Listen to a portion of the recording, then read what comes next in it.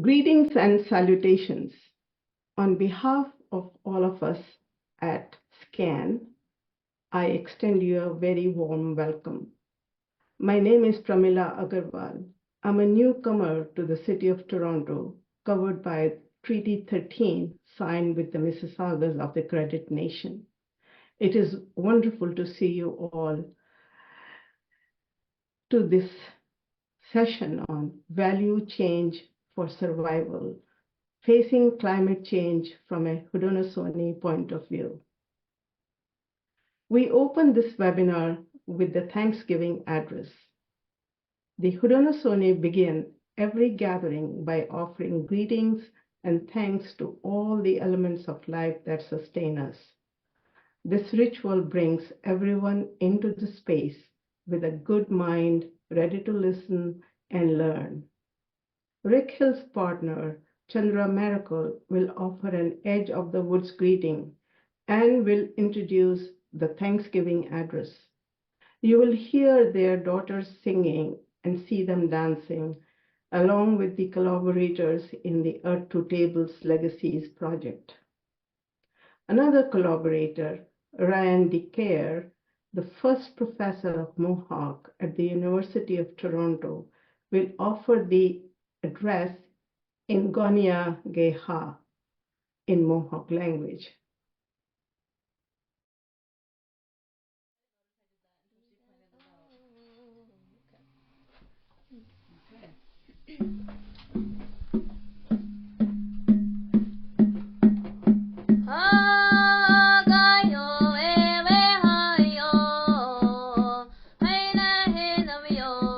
Imagine that I'm taking a soft piece of doe skin and that I'm wiping the tears from your eyes that you may have accumulated from any grief that you're experiencing in your life. Imagine that I'm taking a soft feather and that I'm wiping any dust out of your ears so that you can hear clearly now the words that are going to be spoken that we've come together. And then imagine that I'm giving you a cool drink of water to help clear the lump from your throat, also from some grief that you may be carrying. After that, we would go into the words of greetings and love and thankfulness to all of the things in the natural world, known as the Ohanda Galefudekwa, or the Thanksgiving Address.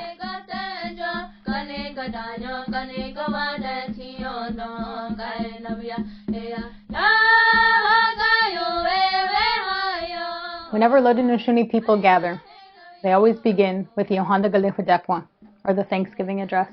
It is an expression of greetings, love, and thankfulness to everything in the natural world that allows us to be human. You're going to hear this first in Gunyageha, in the Mohawk language, with Ryan DeCare, and I'll guide you through in English.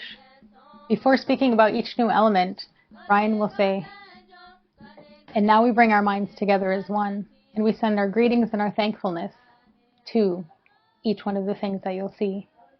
At the end of each one, he will say, and now our minds are one.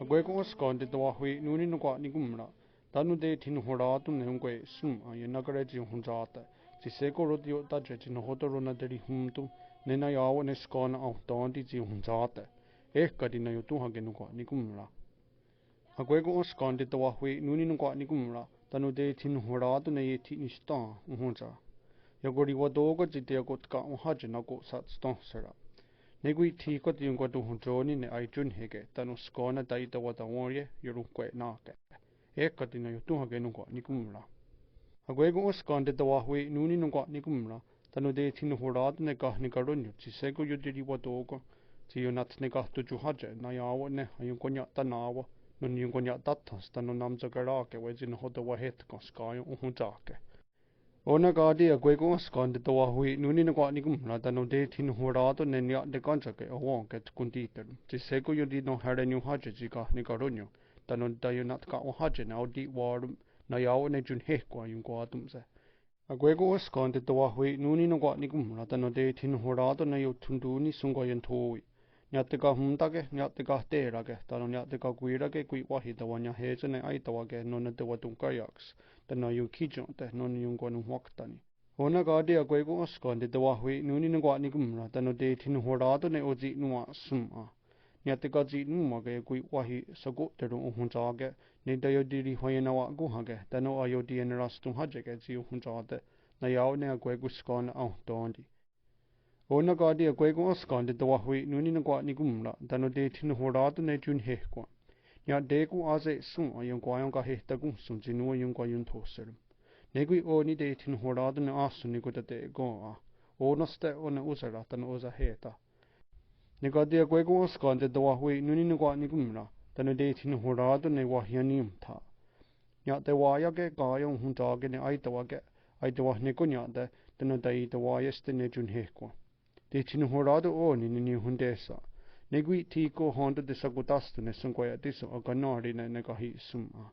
A gwego os konde toa hui nuni no kwa ni kumra tano de tin horatu ne kar haronyo tano karunta kwe ni yu tini ku karun toto mo hunta ke wahta ni u sanota seku te wanya heza na aita watste aita wate nu sunya te aita wata ja da dari ha te no mo thora te tano jun he ko yung kwa tum se a gwego os konde toa hui nuni no kwa ni kumra tano de tin horatu ne uji ton ugum a kundi nakare ju hunta te tano ne kwa di ko wana a kweks ni u sanota Ci sego te yonat ka o haji nauti sat stong sera.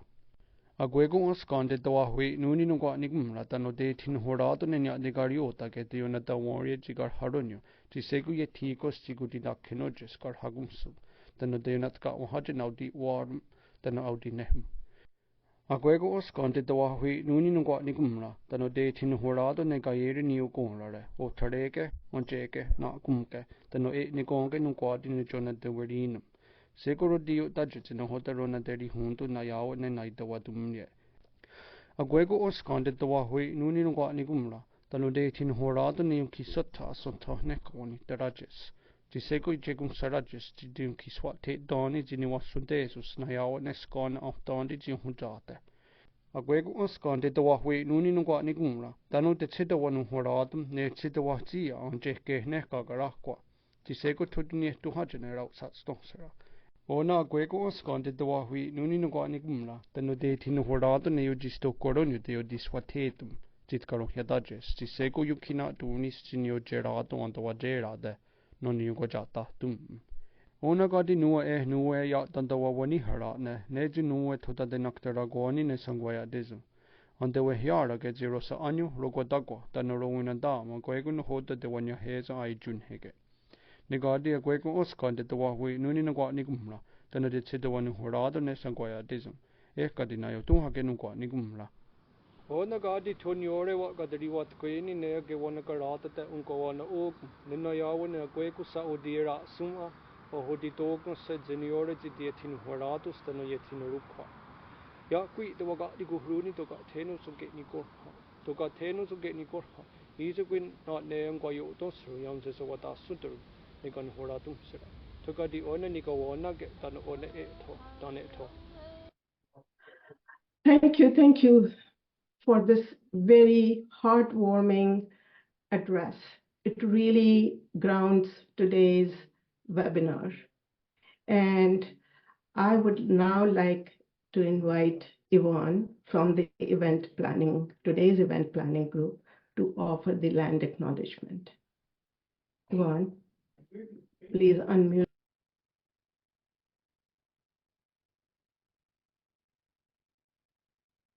Thank you. I'd like to give a land acknowledgement now. You're getting this message from a place where dense stands of glass and concrete rise between the mouths of the Humber and Don rivers and lean into the shoreline of Lake Ontario.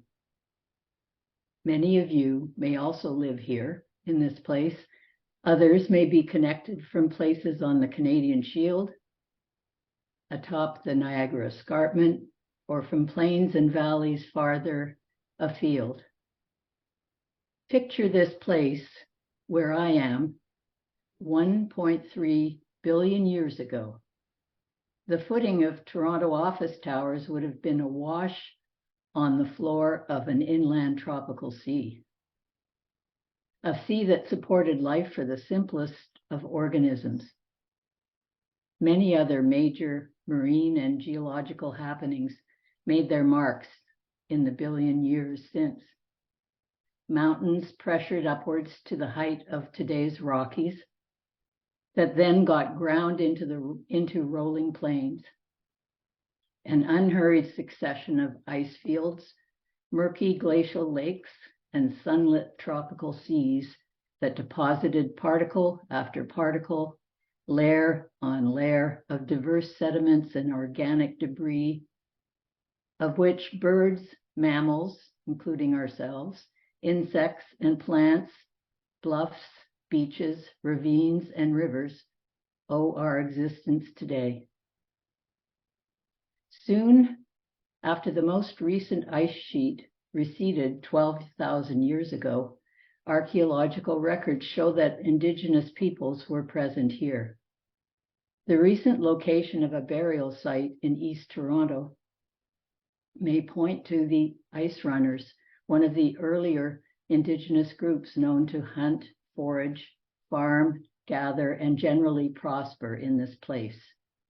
The Wendat, Haudenosaunee, Anishinaabe peoples, including the Mississauga of the Credit. About 10,000 years later, explorer Etienne Brulé laid eyes on Lake Ontario from a ridge above the Humber River. Many more European explorers followed, then ever-increasing waves of settlers. At the direction of colonial authorities, incomers ignored treaties, dispossessed First Nations of their territories, and forced them onto reservations. Eventually, compulsory residential schools separated Indigenous families, replacing the generational transmission of language, culture, and knowledge with a legacy of trauma, loss, and deprivation, which is perpetuated to this day. First Nations have nevertheless persisted and resisted. In the last decades, important advances to recognize and uphold Indigenous rights have been made, if in too many cases only on paper.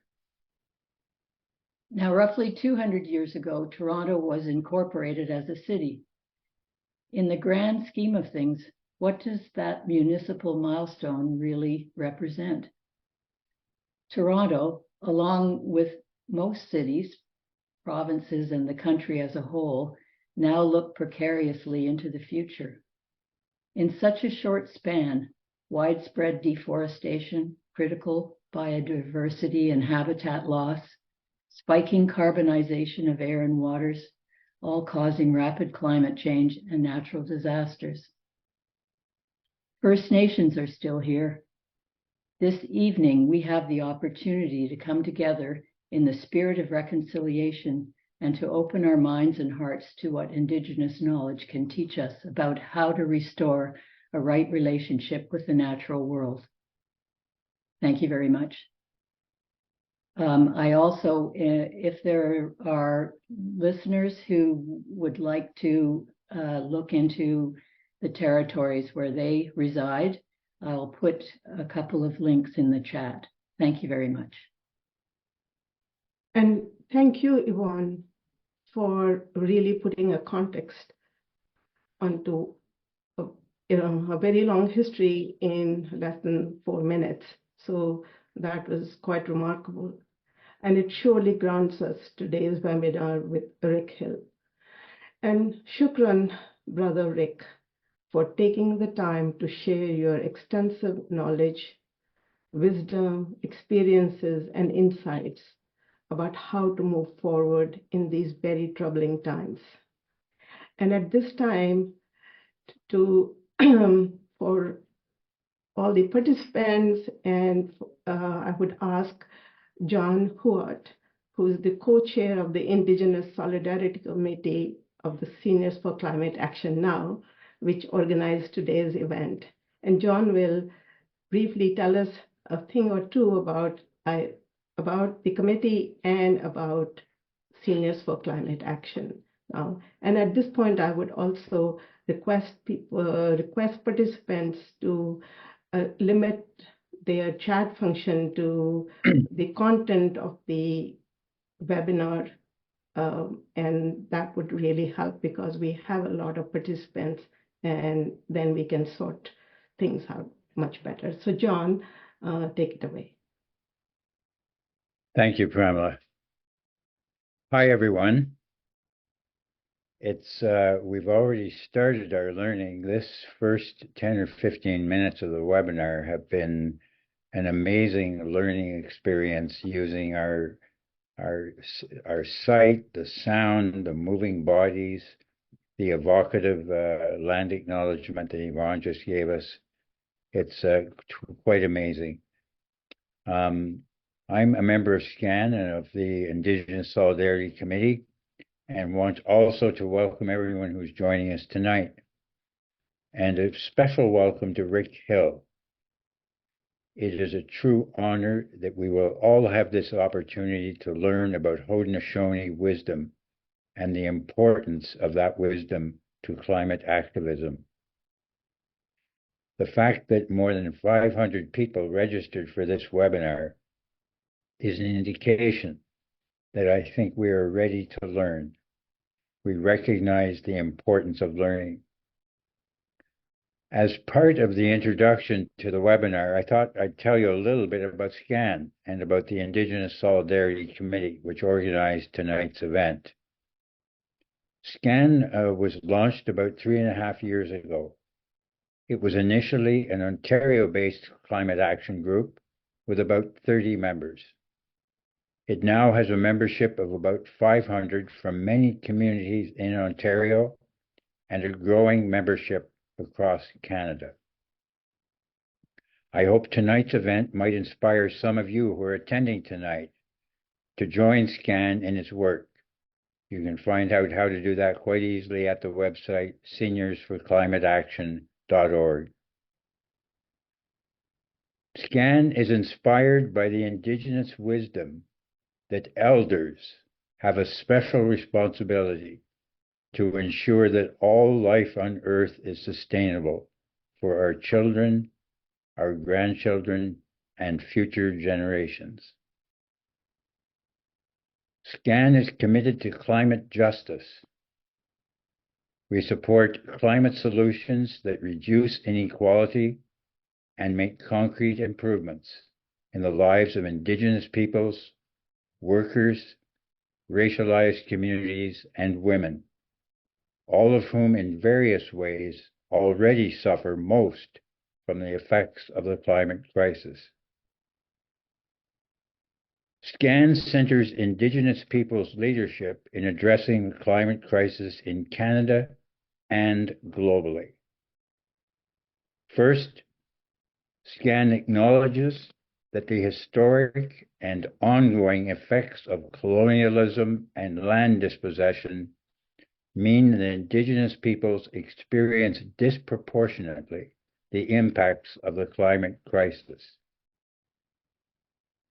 Second, SCAN acknowledges that Indigenous peoples have been at the forefront of mobilizing opposition to the causes of the climate crisis. They do this by asserting full sovereignty over their traditional lands, where most fossil fuel extraction and transportation is located. SCAN has actively participated in Indigenous-led solidarity campaigns, including the Wet'suwet'en in BC and First Nations in the Breathing Lands, known by mining promoters as the Ring of Fire in Northern Ontario. As part of our commitment to Indigenous solidarity, SCAN sets aside 10% of all its donation revenues each year in an Indigenous Solidarity Fund. In 2024, $2,600 will be granted to Indigenous-led campaigns and organizations to address the climate crisis. Third, SCAN acknowledges that Indigenous ways of knowing and wisdom point the way to climate solutions based on traditional knowledges and practices in caring for the land. It is an honor for SCAN welcome Indigenous scholar Rick Hill. Rick draws deeply from the well of traditional Haudenosaunee knowledge and life teachings. This wisdom teaches us about the transformative changes in mindset and ways of living needed by all of us to ensure the flourishing of all forms of life on Earth now and in future generations. I'll now pass the baton to Deborah Barnes of SCAN's Indigenous Solidarity Committee, our moderator for the webinar tonight. Thank you. Thank you, John. And you can hear from Pramila and Yvonne and John, and you can see that the Indigenous Solidarity Committee really is a home for us who have been learning from each other and from our Indigenous communities. I also want to thank Terry Moore and our tech team, Maria Capelletti and Diego Lopez, for managing this massive event, and to all of you who have shown up, which really recognizes that we all need to learn from Indigenous knowledge if we're going to respond to this climate crisis. So now we get to the heart of the webinar. This is how it's going to flow, more or less. Rick will speak with slides, and followed by a dialogue, a kind of settler Indigenous dialogue with me, a bit free-flowing in response to his presentation. This is the time when you can add to the chat the questions that you would like to raise, because after that, we will have a Q&A session that'll be moderated by Terry Moore, and then a formal closing at around 8:30 by Gail Greer, but we're inviting you to stay on for the reception, the after party. For those of you who can stay until 9, often that's the time when, you know, it's a bit less formal, but we really kind of can start to really dig in and we can hear from more people. So I feel like in many ways, you know, Rick, you've been actually already introduced, but it's my honor to kind of add my part to the story. Over the years, Rick, you and I have shared meals and conversations about food sovereignty through the Earth to Tables Legacies project, and about other things like my Dutch ancestors' history in the Haudenosaunee territory in upstate New York. But we only really started talking about climate change in the last couple of years when I learned that you were an advisor to Mohawk College's new School of Climate Action. And then you were also telling us about how climate change was impacting Iroquois white corn, which we saw in the poster promoting this event. So when I asked you to talk about this with us in SCAN, you said, sure, gray hairs unite. And you actually chose this time because it is a full moon night. So here we are, 2 gray hairs united with many others who share our concern for the future of the planet and all beings that call it home.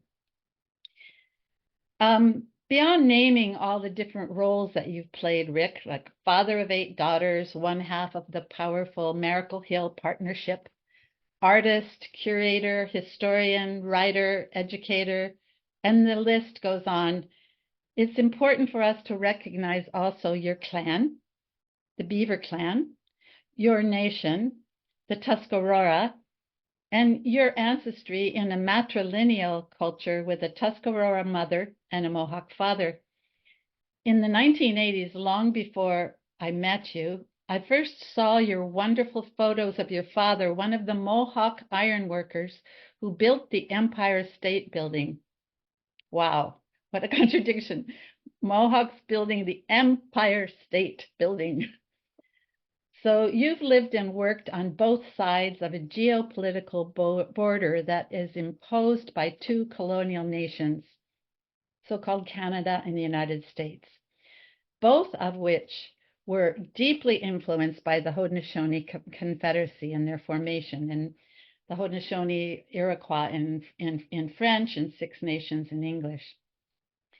Even though you were born in Buffalo, you worked all over Turtle Island, managing Indigenous art centers from Ottawa, which is on unceded Anishinaabe Algonquin territory, to Washington, D.C., to Santa Fe, the original territory of the Tuwa or the Tanos, to the Indigenous Knowledge Center that you coordinated at your own Six Nations of the Grand River Territory in that reduced land of the Haldimand Tract, the reward for assisting the British in the Revolutionary War. You've dedicated your life to digging into that history, the wampum treaties, the repatriation of artifacts, the centrality of food, and so on. For that and more, you've been honored with honorary degrees from 2 Canadian universities and most recently with the Order of Canada. I always learn in your presence, Rick, and I have to admit I'm a little bit intimidated by your immense and deep knowledge, always shared with humility, and by this large audience. But I know you will make us feel at home with your stories and with your unique humor. Over to you, Rick. Then we'll continue the conversation. Well, to scan, I'll say scano or nyawe scano. That's our greeting, saying that I'm glad that you're well. And at our age, that can mean a lot.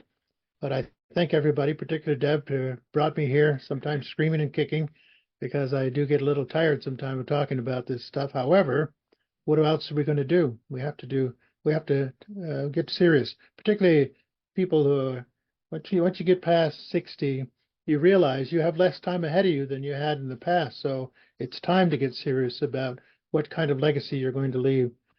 I got a PowerPoint that I want to show here. So if I could, I'm going to call it up on the screen, and I'll run through this fairly quickly, but we'll have a chance to discuss the matters.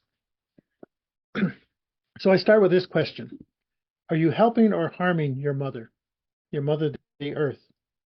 And it's a serious question that we have to ask ourselves. So how is our conduct, never mind the government or industry or everybody else, it's what are we doing? And that's what I want to focus on tonight. This is a piece that I made from clay that reminded me of our connection to the earth. It's kind of like in our languages, the word for clay and for land or earth, for family or clan, it all comes from the same idea. We are made from the clay of the earth. This is why we call her our mother. This is at the top of an old pot that I mimicked and kind of laid out flat. There's these 4 beings in the sky who look after us. And in many ways, to recover our relationship to the earth is to get back onto that spiritual path. My friend Robin Kimmerer calls it the covenant of reciprocity. Covenant is this really profound agreement between us and the earth, and that's what we have to recover. Now, in my life, I didn't know all of this growing up. I had to learn about it as an adult. I was lucky to be able to use art to express that. These are 3 of my works. Our children were all carried on this cradle board you see on the left that has this tree of life image. We see the bluebird family feeding the young.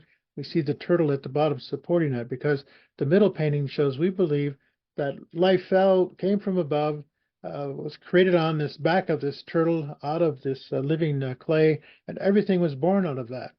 But there were two boys born, one a good-minded one who wanted to make everything pleasant, and the other one, his brother, who tried to undermine things. So when I look at the politics of today, what's going on around the world, I can't help but see it as a re-manifestation of the good mind still wrestling with his brother, we would call Flint, who's ultimately trying to destroy the very life-giving things that we've been given. And on the far side is a woman's dress that I beaded to show that symbols of the sky dome and that tree that's up there. And I show you all of these not because that my art's greater than anything else, but to say that what I'm going to talk about tonight fits into a holistic cultural worldview. It's all connected to how you're born, how you're raised, the things that you do, the words you speak, the things you see, all of those actions, and then how you celebrate, acknowledge, and express your gratitude about that. It's hard to just go in and pick out a little bit of indigenous knowledge here and this little piece over here and think that that's going to work, because it's the totality of being is what makes it strong. It's a painting I did one time of a young boy. He was my son that was born about 45 years ago. Now we're born and we have these connections to the animals, and they're very important. Like you mentioned, I'm a member of the beaver clan, but those are real connections. Those are our real relatives. We have to think about that. We have to think about all of the animals and all of the birds as our real relatives. We have to think about the earth as our real mother. We have to think about the grandmother moon who's shining bright, that she is the grandmother to us all. There's a relationship in this world that helps form this. But I made this mother, the clan mother, looking a little pensive because she's uncertain what the future is going to be for that little child. And I think we all feel that for ourselves, our children, our grandchildren, and our great grandchildren. There are dark times ahead. So we have to ask ourselves, how are we going to live with the earth as she begins to make an adjustment to this long human abuse and negligence that's taken place since the beginning of colonization? So if you think of the earth as alive, you think of this woman who's responsible for being birthing all of us. She's reacting to the circumstances. She's trying to get our attention. She's trying to remind us that there's something deeper that we should be thinking about. I want to explore some of that. It's become very common now to talk about what is your carbon footprint. We have to think about that. In the old days, our carbon footprint, because they had to burn a lot of wood, who knows what it's like. But we have to look at how can we, as individuals, begin to impact on these things. The choices you make starting tomorrow will have an impact on your carbon footprint. If we all are conscientious about that, we'll begin to change I think the flow of carbon from the ground into the atmosphere. And as we know, a lot of young people all over the world are trying to get our attention. They're saying, hey, something's up. You've really messed up the world, and we don't want it to continue on. So there is no planet B. There's nowhere else to go, even though some people are thinking they're going to go off and colonize the moon. And climate change is already taking place, and we have to change to go along with that. So I've been looking at what is that kind of change we're talking about? What is necessary for us to cope with that? As I began to look at that, I asked this question: how does climate change threaten the viability of our own cultural foundations? So our society, the Haudenosaunee, existed in upstate New York, southern Ontario, for 10,000 years, in relative harmony with the environment. Certainly, we had to cut down some trees, we had to burn some wood, we had to harvest some animals, but it was that covenant of reciprocity that Robin was talking about, this balance between the two. Today, I feel even the indigenous people are so far out of balance. Our communities are plagued with a whole bunch of things that are causing us not to be able to fully manifest those original instructions of our responsibilities. And climate change, because it creates a lot of angst in our mind, it detracts, I think, from reconnecting to our heart, to the spirit of the earth, and that was the ultimate strength that we were given, and we got to get back to that. Like I mentioned, in the old days, this is what a Haudenosaunee village. Haudenosaunee people are building a longhouse. You can see these long homes. Some of them were up to 400 feet long. You had to live inside there with all of your relatives on your mother's side of the family. Imagine what that would be like. Let's just say if all of us were living back then in one family, one beaver clan, we're all related. We have to learn how to live in that space, how to be civil to one another, how to help one another, how to respect one another. So the very lifestyle that you had helps to manifest the nature of the beliefs that you advocate. There's the values. We had a value of cooperation, of coexistence, and of relative balance or harmony. Our villages would stay in place there for about 20, 25 years, and then they had to move and let the ground grow back, let the animals come back, let the places where you planted your corn become more fertile again. So think about it this way. We are moving across the landscape. Today we're stuck in a place, and we build these homes, with a permanent foundation, and you get stuck there. We've lost that ability of knowing our land by moving over it through time. We were given a sacred tobacco, and this is the real tobacco. It's not the kind of crap you can buy in a cigarette on a res. This is sacred tobacco, meaning the original thing. But sometimes that word sacred gets people a little nervous. Well, let me say it this way. We were born as sacred beings into a sacred world with a sacred intent. And we were given this plant to help communicate between our heart and our minds to the powers, all of those things that Ryan talked about earlier. That is that it is that covenant of reciprocity, the relationship between those things, and the tobacco here is the most potent way in which we communicate to those unseen forces. We have a lot of ceremonies that take place throughout the year and sustain our people, but sometimes it makes me wonder. Um, we have to do more than shake the rattle. We have to do more than dance. We have to do more than put through the ceremonies because the circumstances are increasing. The degradation is increasing so quickly. We can't afford to think as long as we just do our little indigenous thing over here, the rest of the world, too bad for them, because what happens out there happens to us as well. And even though smudging's important, it's not going to be enough. We got to do more than just kind of temporarily cleanse ourselves, try to get our mind together. It's really in what we do between the ceremonies. It's what you're going to do starting tomorrow morning that's going to make the difference. The other question that comes up looking at climate change is how are we going to feed ourselves? Because I can guarantee you it's not going to be the way it is right now. Everything's going to change. Planting's going to change. The crops growing are going to change, harvesting is going to change, and it could have a dire effect on our ability to feed ourselves. So we have to think about that. In the old days, this is the kind of lush garden that a lot of our families grew up with, and all of our communities. You know, we got about 16 different communities in New York, Quebec, Ontario, Wisconsin, Oklahoma. This lushness is what's at stake because of what's happening with the climate and with the weather. I couldn't help but notice Thanksgiving. You know, Thanksgiving is a great time, right? We all get together, we have these great meals, we share all of this bounty, we kind of feel this natural connection to the earth and all that she produces. But it got me wondering about what was our carbon footprint for Thanksgiving, when at least 43 million, if not, I think the final total was close to 50 million people got in a car, flew in an airplane, took a diesel powered train or a diesel powered ship to go visiting somewhere to give thanks. You have to ask yourself, well, what are we giving thanks for if we're by the very act of doing that, we're further harming our mother. So when looking at things about that, what is the price then of something like that? And not to be a downer, because you know it's such a great thing to be with family, but to tell you the truth, if we're going to survive in the future, we do have to change our values. We have to drive less, fly less, we have to buy less things, we have to produce less waste, and frankly, we have to build less. We can't continue this crazy pattern of growth on and on and on, upward and upward, thinking that somewhere, somehow, somebody will take care of the climate.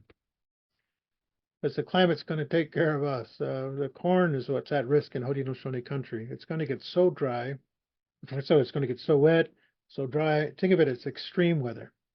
Climate change is extreme weather conditions coming. We've already seen that, right? Look at these two kinds of corn. See the one on the right?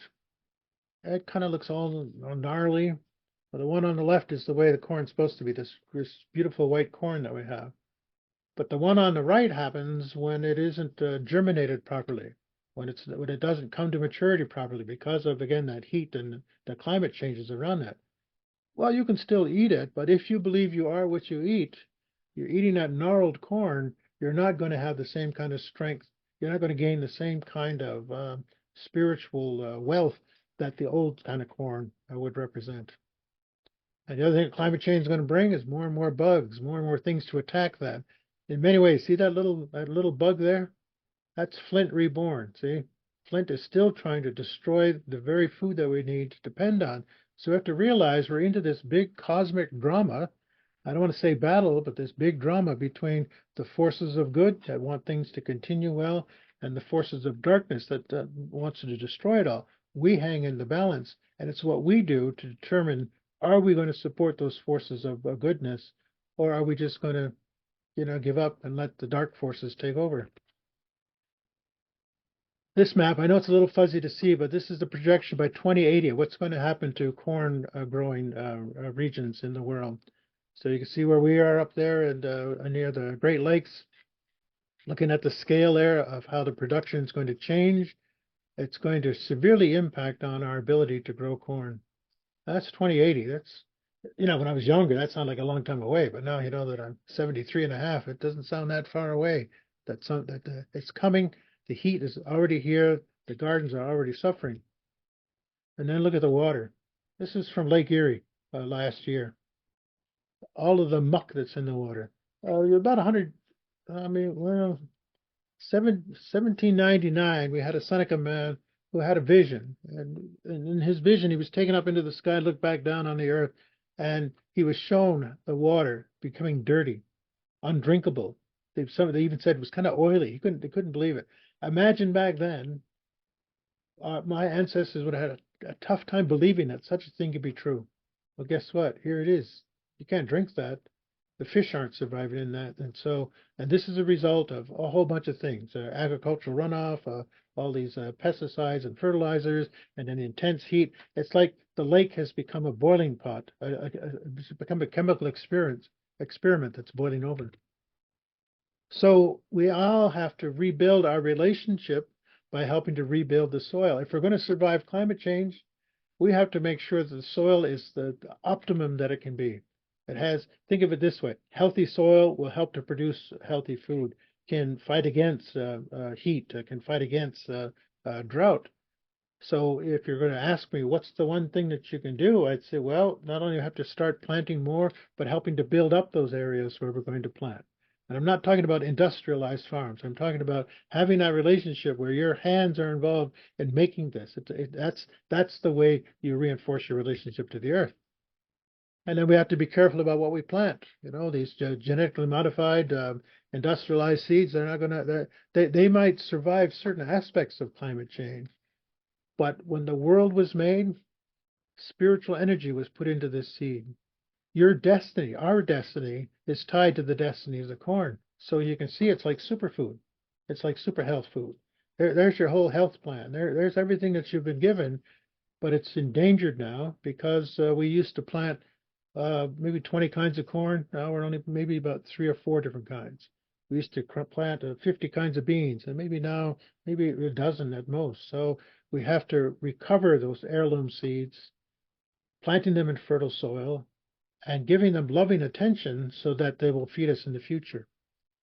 But because of climate change, we may have to switch from being called the people of the longhouse to the people of the greenhouse. And we're going to have to find a way that we can protect the food crops as we grow. But, you know, all you got to do is drive along from here to St. Catharines to see all of those greenhouses there. I said, well, is it going to be like that? I said, I don't know, but we have to consider something. So it's really about challenging our thinking. Even if we think we were doing well, you know, we just got to stop and rethink our thinking. What do we really know? What has been tried, tested, and true? What we have experimented with that doesn't quite work out, and what are the real challenges we face? We, you can't be shy. It takes a lot of courage now to face the future because some of those things that you used to depend on are not going to be there anymore. And there's new challenges that are faced with us. So it's really going to take a lot of creativity, a lot of imagination for us to face that. I was always inspired by this painting. I forget what year it was that this painting's probably been around almost 20 years by Lawrence Paul from the Northwest coast. A red man watching the white man trying to fix the hole in the sky. Now we used to laugh and say, "Yeah, look how foolish the white scientists are, and they think they can try to patch up this thing." But we used to think we could just dance away from that. That's not us. But what we realize now, whatever's happened to the sky dome affects us directly. When we put up leaders, we really ask them 3 kinds of questions. And this sculpture that was done in honor of that, called the 7th Generation, reminds me of that. So think of this too, of questions you'd ask yourself. How will your decisions impact on the health of your first mother, the earth? Think about that. Like I say, it starts with what you're going to do tomorrow. What are you going to be doing? How are you going to be treating the earth? What kind of relationship will you have? The decisions you make will have a long-term impact on your future. How will your decisions perpetuate the great peace? So we have this great law of peace. It's very important. But boy, I think all of us would agree the world sure needs a new dose of peace because war and famine, it destabilizes humans and it causes a ripple effect throughout the whole world, right? So as all of this strife's going on other parts of the world, it has a direct impact on our emotional, our mental, our spiritual state. So we have to also be peace builders if we want to survive climate change. And then how will your decisions impact on the children who are yet to be born? Will they be able to be born into a healthy and peaceful world? So you can see, even though these are instructions that we give to our leaders, they're instructions that we all should embrace. How are our decisions going to impact our relationship to the earth? How are we going to perpetuate peacefulness? And how are we going to create a world that our young people will be born into and happily be born into that kind of world that will be self-sustaining? But as we all know, and all you hear is the politicians right now, both in Canada and the United States, it's frustrating sometimes because there's such climate change denial still today. You know, a lot of people are saying it's been fabricated. You watch the U.S. Elections, and you're going to hear this over and over again. Even while the water's rising, I couldn't help but think of Bob Dylan's song. You know, the water is rising, and we're pretending like it's not. But look at the end. It's a huge opportunity for business. So selling life rafts, selling people maybe some false hope. Well, we got to think differently. It is an opportunity for business, but a whole different kind of business. Most of you are familiar with David Suzuki. Oh, a few years back, he declared that environmentalism has failed.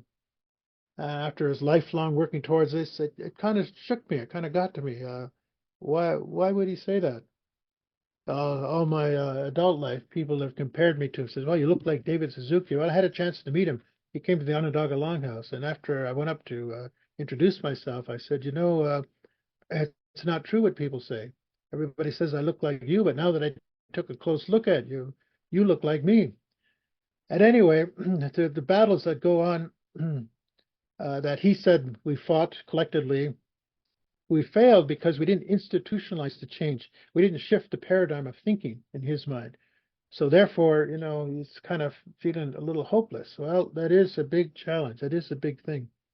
But look what he said. Nature, if given the chance, will be more forgiving than we deserve. All humans have to do is start paying attention to the flashing warning signs. Yeah, and this was 10 years ago. Yes, you've been paying attention. We've all been paying attention. That's why we're here tonight. But the question is, okay, let's make sure we know what the warning is, we know what the issue is, and let's begin to mobilize around that, because we can't give up. We can't even feel that failure is just not an option. We got to continue to keep striving no matter what. Well, what Suzuki introduced was a comparison between Western science and indigenous knowledge. And I think it was important just to revisit that, because a lot of the things he said, I think, are true and are strong. There are two different ways of looking at it, and we're not privileging one over the other. You could say, okay, you know, sometimes it gets a little cliche. Indigenous knowledge is about perception, where perception is discounted in Western science, and these two lists compare back and forth. We have strong imagination. We got these ancient tradition and roots. You know, Western science is relatively new, since the 17th century. We're deeply rooted in the earth, and one step, the Western culture is kind of one step removed from that. We accept the mysteries. We look at nature, we observe the natural phenomenon, and we accept, okay, that's the way it is. We don't need to break everything down into these finite laws. Anyway, this is some of the things we need to balance off. We view the world as holy, was the word he used. Sacred, holy, or think of it this way, intensely precious. But we have to hold it. It's so precious that we want to keep it going. But he also said there's some commonalities. We both use originality in our thinking. We have internal coherence in how we go about expressing that thinking. We have intellectual integrity on both sides. We both seek to discover this sense of order within the universe, and that we realize now that everything in nature is interconnected, and we accept the fact that humans rely upon nature. Sometimes I think we forget that in the modern world, because I think we just go to the store, we can just order something online, we can just look it up on our cell phone, but we depend on what nature provides for us. So when our ancestors met, we had this treaty with Deb was talking about that a little bit, that sacred space between the two rows. One row is the Dutch ship, the other is the Mohawk canoe. I put these new kind of meaning to that. It's about two-eyed seeing. We're seeing both. What does the world look like from the ship? What does it look like from the canoe? But it's also tied to our relationship to land. Land back, yeah, okay, there's need to recover. Think of it this way.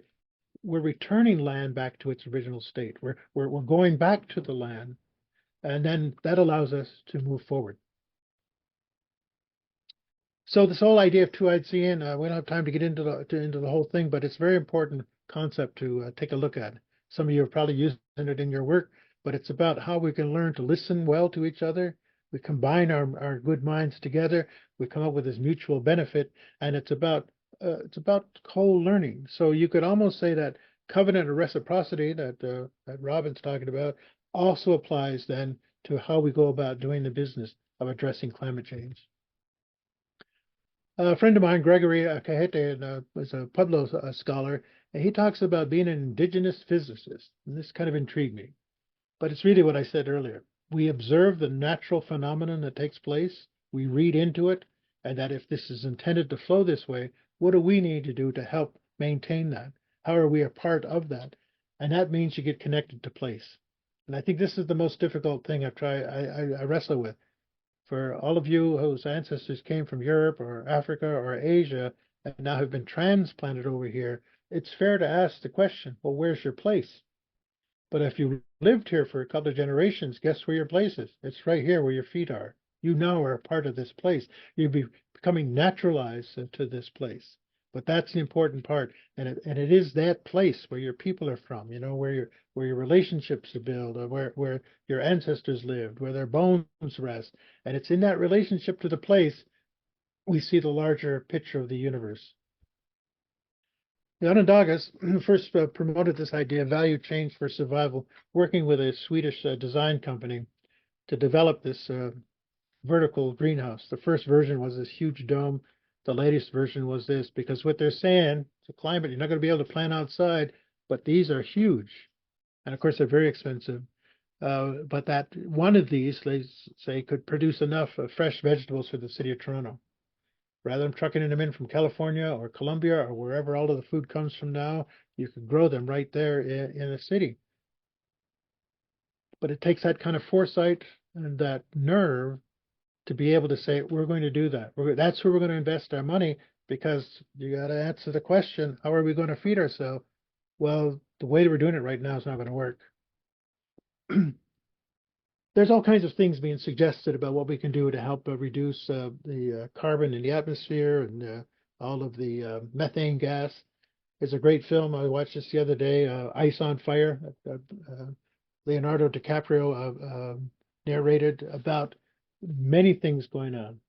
But one thing we've learned, no matter what humans can make, we cannot achieve the same level of efficiency that nature has, like trees. They're a natural process of capturing CO. However, trees fall down and that CO gets released too.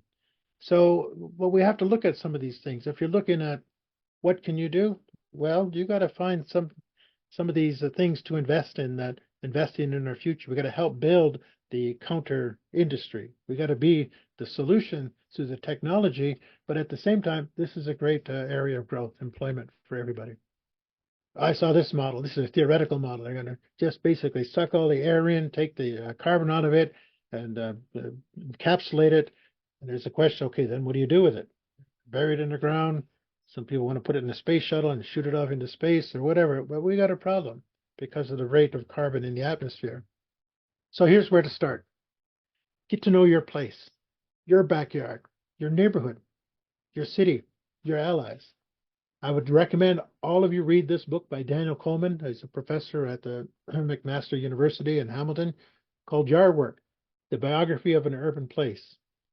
He provides you with a model of how to find out what is that place, what is that land where your home is, where you walk, where you go to work. And in examining that, he understands the land a lot better. So he's got a relationship to that place. And it's a pretty good read, and it's great to work. If you all did that, developed your biography to your place, wherever your place is, in the middle of the city, out in the country, wherever, out in the mountains, it's important to understand the nature of that place.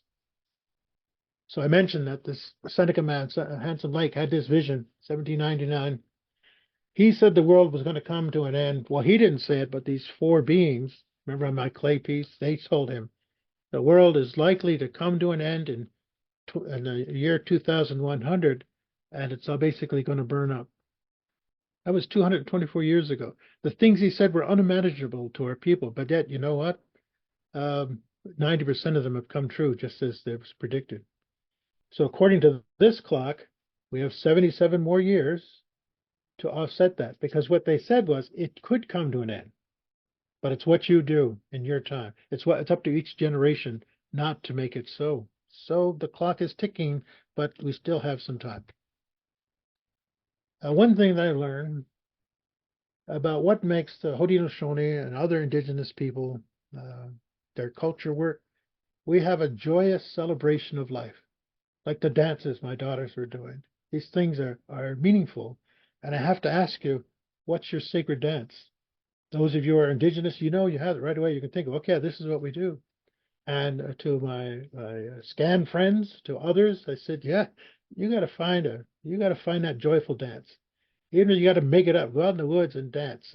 Talk to Santee Smith. Talk to dancers around it, and let's do that, because see, it's the celebration of our lives is what the earth needs to feel and hear. And in doing that, we develop this joyful reconnection to that.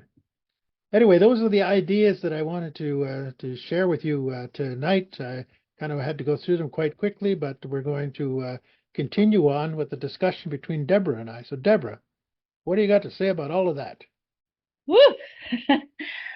Wow, Rick. I've been thinking a lot of our interest also within the Indigenous Solidarity Committee is really trying to tackle our own ways of knowing and thinking, our own worldview, and a theme through several of the sort of points that you've made is what I see as kind of a holistic view, a sense of the interconnection and interrelationships of all living beings.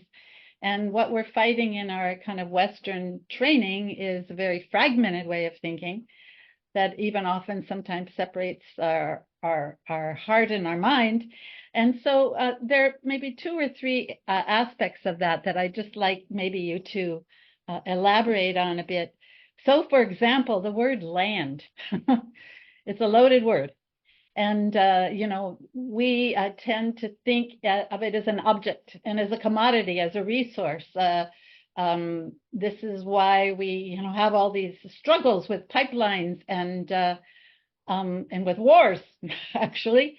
And yet, a Haudenosaunee understanding of land it seems to me, much broader. And maybe you could talk about either words that you use. I mean, I hear Mother Earth, but it seems to me it's more about relationships and processes than objects and things to be exploited and used by humans. Could you just elaborate on that notion of land? And maybe within that, we've had a lot of conversations about what does land back mean? As we face, truth and reconciliation and acknowledge the brutal history of colonization, what does it mean to reconcile in terms of what we do with the land? So there, land. Can you just kind of take me into the other two-eyed seeing part? Let me explain it this way. All of us on the Zoom, we're not going to live forever. Some of us may just have a few days, a few weeks, a few months, even a couple of years, and maybe some of you have a couple of decades. But eventually, we're going to pass away. Our breath's going to be gone, and our body's going to be put into the earth. So what is the land? But it's the decayed remains of everything that lived here before. The trees, the plants, the birds, the humans. And then it's kind of like a giant composting machine. The earth takes this all in, takes the spiritual energy of our bodies, reinvigorates the soil, creates the fertility so new plants are born. We believe you look to the earth to see the faces of the coming generations. They're right there in the ground. They're coming up to that. So in that way, what is land? Well, it's our past, our present, and our future. It's the place where we get to exist and live, where we get to dance, where we get to sing, where we get to plant. So it really is that relationship to place. So that maybe place-based is better than looking at land. On the other hand, as I showed you with our old villages, yeah, we cut down trees and we created big fields for growing corn. We hunted animals. So, but it's a matter of maintaining that relationship and what you do to help make that right. You don't exploit that. We have this concept of the dish with one spoon, and we all have our equal right to take to share from that dish, but we also make sure that we leave something in a dish for others. So land becomes the vehicle by which we're manifested in the world. Our bodies are made of clay. We walk around on this land, on this earth. She supports us as we do that. We cultivate it. We build our homes, and then we grow our crops, and then we become part of the land. So it's true. Maybe in the city it's hard to appreciate. It's all concrete and asphalted over, but you get out in the country and you look down to the ground and think about that. Think about all of those people who lived here before. They're down there sending us up hope, the hope that we will continue to keep that going. So that's when you think about land. So when we talk about land back, yes, it's true. There's a reconciliation necessary about land that was illegally or immorally, inappropriately taken, because our communities are how do you want to say it? We're being pressed down into each other. So we'd like to get some of that land back, but it's really our relationship to that land is what matters. So that's what I mean. Land back means going back to the land, but as our elders always told me, you're not going back to anything, you're going forward. But what I'm saying is we reconnect back into the woods, into the fields, into the streams, to the mountains. And then with that, it gives you the energy to move forward. Because without that, you're just going to be angry or you're going to get disillusioned because you don't feel that nurturing spirit of the earth, calming you down, but also giving you the courage to continue. So you're talking about reciprocity, a relationship of reciprocity between humans and all these other beings. So how we, for example, Robin Wall Kimmerer would say, listen to the plants. They're our teachers.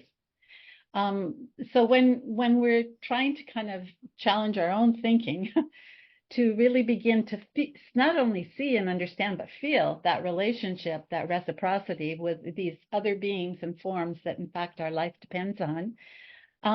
You also talk about it as sacred, and I think that for Western, perhaps particular, also activist, there's a kind of a tension around how we talk about spirituality and the sacred, and I want to sort of explore that a little bit more with you, like how can we see that kind of sense of awe and wonder that we might have. And I feel that some of the tension and the resistance to even within some of our circles talking about spirituality is that we have a whole other notion that's come out of a practice which, doesn't have that kind of relationship. So can we unpack a little bit that notion of the sacred and in this two-eyed seeing, how can we kind of begin to not only understand, but feel that as a way of, as you say, what's precious, and that's embodied in the Thanksgiving address because we have to feel gratitude for all of those things. So that's maybe part of a sacred act too. Can we talk a little more about spirituality and sacredness? Yeah, English is a very confounding language, that's for sure. And you always need a dictionary and thesaurus to try to figure out, well, what does it mean? So I think it's more a question of, well, what are we going to say that it means? You could say the same thing about the word culture. Well, it doesn't mean anything in of itself, but it's about a way of thinking and a way of acting.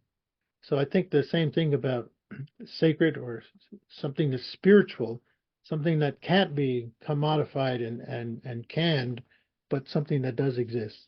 So it's like, why do we always feel so good on a sunny day? Right? We just feel like, oh man, those things are looking good. I mean, sit on the lakeside or sit at the beach. There's something about the sun and its energy. So you could say spiritualness is realizing that. Remember that interdependence that we talked about?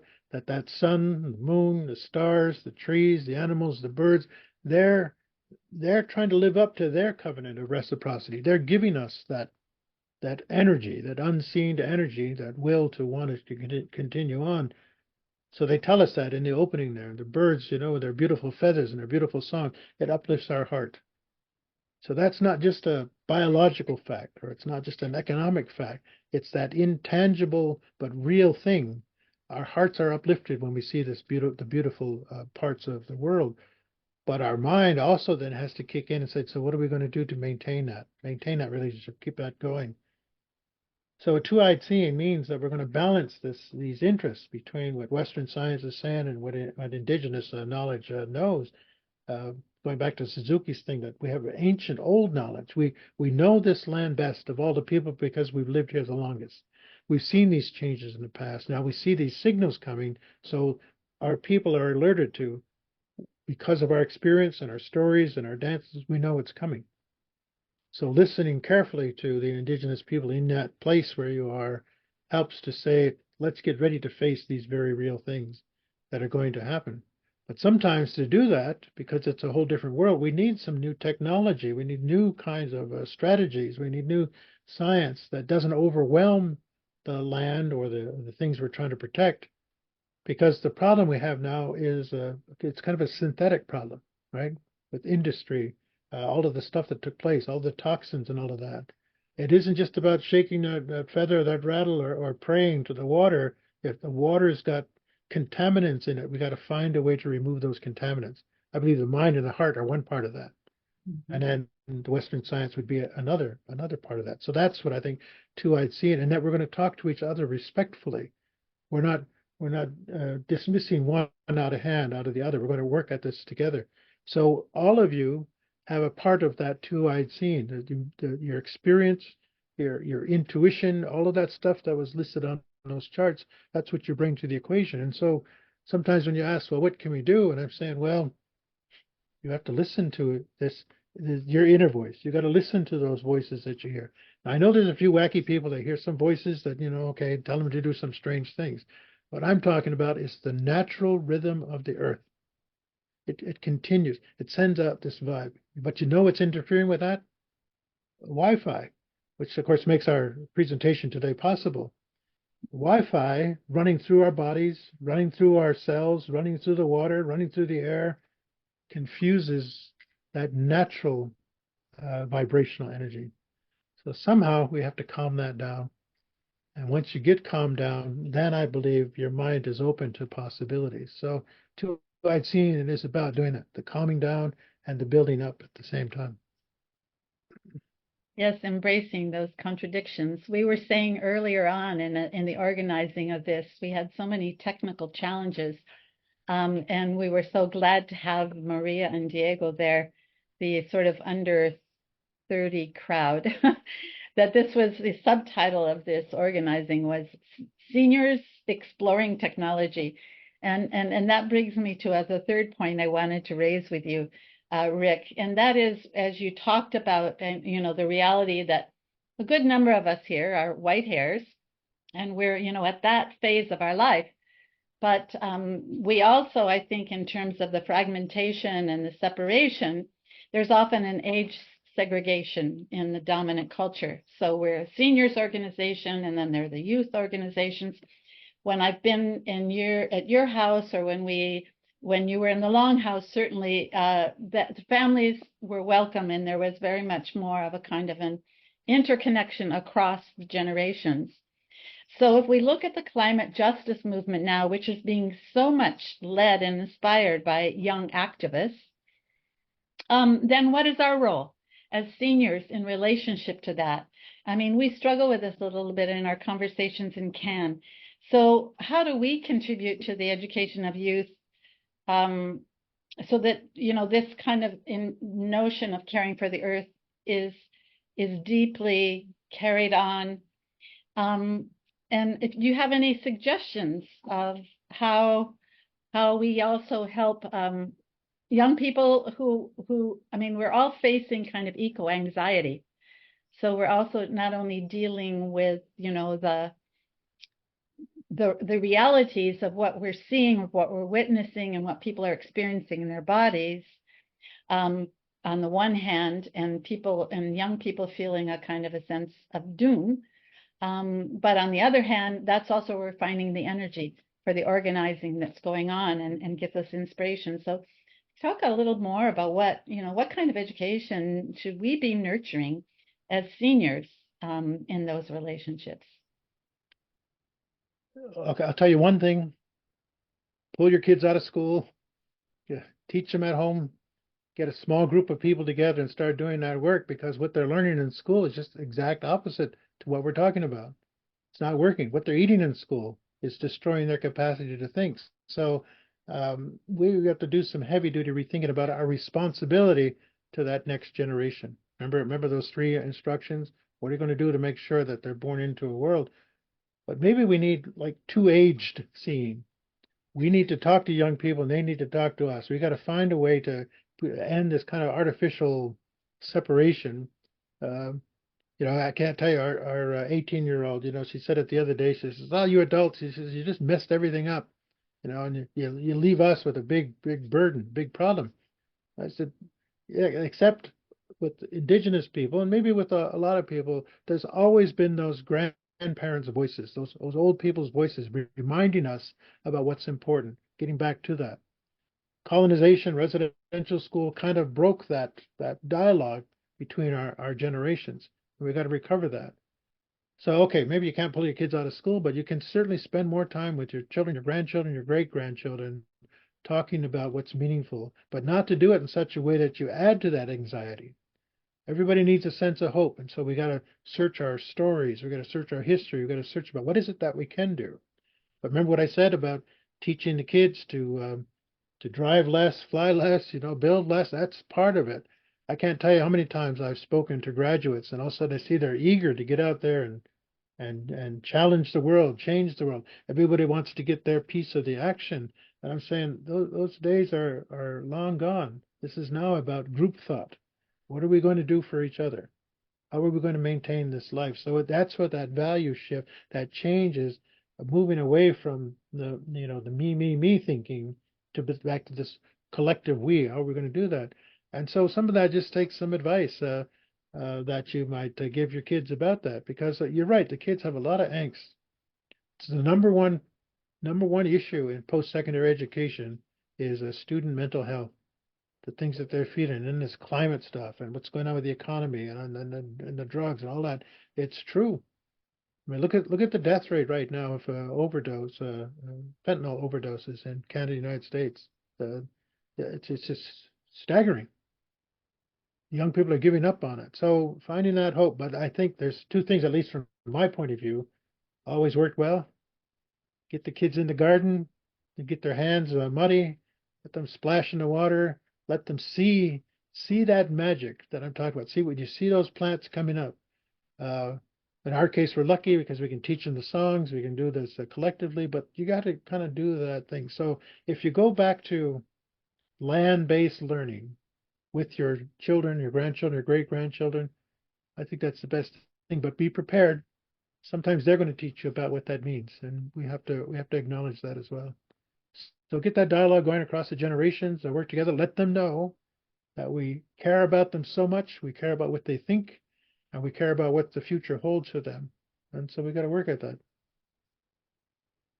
Wow, yeah. So, I mean, I'd love to hear more about the kind of education you've been developing at Six Nations, but I want to shift maybe a bit from the sort of more personal to the collective. You heard that SCAN has been involved over the last few years also in kind of defending or supporting land defenders in the Wet'suwet'en that were defending unceded territory from the building of the coastal pipeline. And we've also been involved in trying to support First Nations in the breathing lands, so critical actually to all of our lives, the peat lands there, with the obstacles, of course, of both corporate and extractive industries, as well as, a provincial government, which is pushing that kind of growth process. So, I'd like to hear a little more about how because we do have participants here, I know, actually even from outside of Turtle Island, but I know we have several people here from BC and that are involved in, kind of other kinds of solidarity actions and land defenders and water defenders. So how do these other struggles in other parts of Canada resonate with you in terms of Haudenosaunee land defenders, and how do you see those connections being built? Or I'm sure we have seen them, but could you talk a little more about that Well, connection? you got to remember, I was a member of the Woodstock Nation, and the Hippieville, and there we had, there was a great momentum of thought about getting back to the earth and breaking down all of the cultural, religious, geographic boundaries we're going to exist as humans in this landscape. And then when I got into Native studies, I got very angry about the ripoff that took place with our people, particularly the land, where you got this huge area. Now suddenly we're down to little wee postage stamps. So yes, we wanted land justice. We wanted our land back. Now they got a little older. I said, well, it's important, but what happens there, it turned into a fight over who has title to the land. And there's nothing further away from the concept of Mother Earth than land title, land holding, even land tenure. So we got to get back to that thing, is that she's entrusted us with a responsibility. And it's about fulfilling that responsibility, which I dare say you can do in a 3 by 3 foot space or 300 meter space. It's that relationship to that place where you're at. So nobody owns the land. Nobody should own the land. But we know we got this big kind of industrialized land eating system that's been at play since colonization arrived. So we're defending the right for the land to exist the way it was intended. We're defending all of those creatures that we gave thanks about at the beginning to exist on that land. So land back is basically saying, if we don't do something, it'll all get chewed up. We've got to find a way to say the insanity stops here. Not one more inch of land, not one more tree, not one more fish is going to be taken, or exploited, we'll say. So every time I hear about another one, I'm so old, like you said, I said, oh, there it goes again. There's another one. But the futility of it, we can't get justice in the middle of the road. We can't get justice in the courts. We can't get justice with the government. So in my advanced age, I'm saying we need to do it. The people need to do that. We need to be the ones that reduce our carbon footprint by 30-40%. We can't wait for the government to do it. We can't expect industry to do it, because their industry is set up specifically to continue this exploitation. So you got to divest. If you got money to invest, start investing in those companies then that can do this good to rebuild that relationship. But also then, when you're developing industry, or you're going to build a new home or acquire some land, you got to ask that question: who was here first? And what is my responsibility to help bring that back together? And that's where that book of yard work would come in handy, to think about that. Okay, well, I'm sure that there are a lot of people out there that have other questions, and I know that Terry has been watching the chat, and I don't know how many questions we have out there, Terry, and I guess I'm just wondering if we want to move into the Q&A that then opens up the floor and the conversation to many more voices. What do you think, Terry? Well, I've been watching chat.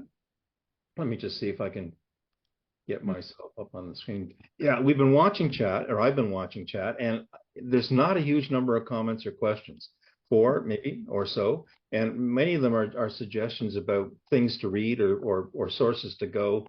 Everything from reading and liking to see braiding sweetgrass mandatory reading in the school system to the story of stuff as a place to start thinking about our own personal consumption patterns, and then what we need to do collectively to change that. But there is one question which I think I would like to pose to Rick, which has to do with what would an indigenous lens on the whole question of a just transition from where we are now to where we need to get. What would that look like, and how would you approach that kind of a question with an indigenous lens? You could say that this thought that I'm talking about, these instructions were kind of implanted into us when the world was new, and our culture, our ceremonies, all that is meant to help keep that fresh in our memory. We have to find a way to refresh the memory of politicians and lawyers and police, industrialists, that there is another way in which we can do this, that we can accomplish this thing. But that is the big challenge. So sometimes I think we're diametrically opposed. I could spend a lot of energy trying to convince, the top 100 companies in Canada that what they're actually doing to make money is harmful to the future generations. But when you look at all the political rhetoric, particularly around campaigns, it's about people are so focused on what? The price of gasoline, because they want to travel more, right? They want it to be cheap travel. How do we get people not to think about that, of saying, oh, you're going to travel less? Think about it this way. What can you do to reduce your travel that you've done in the coming year by 30, 40%? If 30 and 40% of our target goals about carbon emission, well, then we got to take the responsibility to begin to do that ourselves. So an indigenous lens says we are responsible for what this, not the government, not industry, not some international gathering on climate change. It's what we do as individuals. So we got to take that personal responsibility for our conduct, and then that builds some momentum. So if you think about that, you become the shining example to your kids, your grandchildren, to other kids, and then people, it's funny, people begin to mimic and follow that. So it goes back to what your I think your grandmothers probably all said, you have to set the good example. And by setting the good example, people will begin to follow your lead. So, because we know we can't argue people, we can't force them, you can't petition people into changing. And ultimately, this is a moral matter that we're talking about. Sacred, moral, ethical, they're all tied together about us doing what's right to do for the sake of the future. There's a lot of things I'd like to unpack about that, but maybe we'll save that if we have an after chat period to come back to some of the themes that you touched on. But there's a question from Stephanie Scott in chat about wanting to hear more about the 2021 Haudenosaunee Chiefs declaration of a development moratorium across the entire Haldeman Tract. Could you tell us a little bit about that and whether or not that had any significant impact? Well, I've been working with the chiefs on both sides of the border for many years, and they've put out a lot of proclamations and edicts, press releases. Very little of it actually affects policy or conduct of the people we've targeted. But I think they wanted to go on a record and saying, look, we've tried to negotiate this stuff. We've had this land rights matter going on for 25 years. We continue to see the destruction. So we're just asking people voluntarily, could you just slow everything down? Can you not do any more destruction? Let's talk about this. Let's resolve these matters.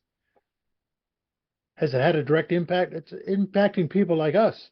So some individual homeowners, some church groups, some organizations, are thinking about that. But it hasn't changed the industry or these big commercial developments, because think about this: places to grow legislation. Right now, what are they pushing? They have a standard for how many new homes have to be built in Ontario, in Canada. Those standards are the actual things that are driving part of the problem that we go on there. How many more toilets can we afford to flush in Ontario? How much more drinking water can we afford to suck out of the earth? So I think it's things like that I'm saying, no, it hasn't had an impact, but it was important for them to make this statement. Let's start thinking about that. So I think the Haudenosaunee kind of took the high ground on that and say, wait a minute now, if we just calm down. Now, they've been in negotiation with many people coming with a proposal for business and trying to do that. So they're having an impact on it mildly, but sometimes all I got to do is like it during Christmas time. You see all of the growth, you see all of the desire for spending. And then when I see the homes going up and the businesses going up, I'm thinking like, they don't have any consciousness about these matters. So treaty matters, land right matters, they are all secondary to the economic needs of the province, the municipalities, and the federal government. Okay. there's a question about the kind of collective action that you think is necessary for us to take in relationship to our current, our crop of politicians and political parties. You know, you're talking about individuals taking the lead, but in many cases, for individuals to take the lead, they have to be enabled. They have to have systems and structures through which they can actually participate and move things forward. At least that's the conventional wisdom, I guess, within the climate movement. So how do you see the relationship between that individual action and the need for us to collectively move the political yardsticks? Well, I've worked for both the Canadian and the American government, and one thing I did notice is that it is true. At the end of the day, politicians count up how many letters or how many calls they've had on this issue, for it or against it. They do try to pay attention because they know the voters can be very fickle. But if we look at what's going on in the U.S. right now, the Republican voters, they could care less about truth or science or indigenous rights. They already mind up that this is the way they're headed. So I don't have much faith in that. But at the same time, I was listening to Al Gore on a blog, and he was saying that we already know the solutions. We already have the technologies, but what we don't have is the political will, because of its economic consequences, to enact these things. So maybe there still is a role to, I don't want to say keep putting pressure. He said you got to keep the leader's feet to the fire in order to get him to act. But when you look at the power of the lobby, the oil and gas industry, the power that they have over politicians, that's a tough nut to crack. So I think it's about awareness. We can affect the next generation's thinking through public awareness, making sure articles get written about this, making sure films get shown, making sure there's a discussion at church groups, at community organizations, and build the intellectual capacity of citizens to get for better informed decisions. Otherwise, they get lulled into what industry says or what the politician of the day has to tweet. So I think there is something to that. But what I'm saying is that we've already been given the mandate from the earth about what to do. But that's already been set in place. And so we have to start with that. Start with our conduct, our relationship, what we're going to start doing tomorrow morning, and try to build that momentum of movement rather than to expect it to be driven from the top down. Because I mean, look at what's going on in the world. They pass these big declarations about climate change, and they just go back to business as usual. Now, Al Gore did say there's been some significant change. Look at the automobile industry, the electric cars, how their growth. But when you look at that, you'd have to ask, is it too little, too late? Because we're still stuck with, right? I mean, I still drive a gas guzzling car, so I've been talking to myself as much as I'm talking to you, saying like, tomorrow I got to do something different, and my choice has been to drive less. The people at work don't like it when I don't show up at work, but I mean, I'm trying to make a point is that we don't need to get in a car to drive to 10 different places in a day.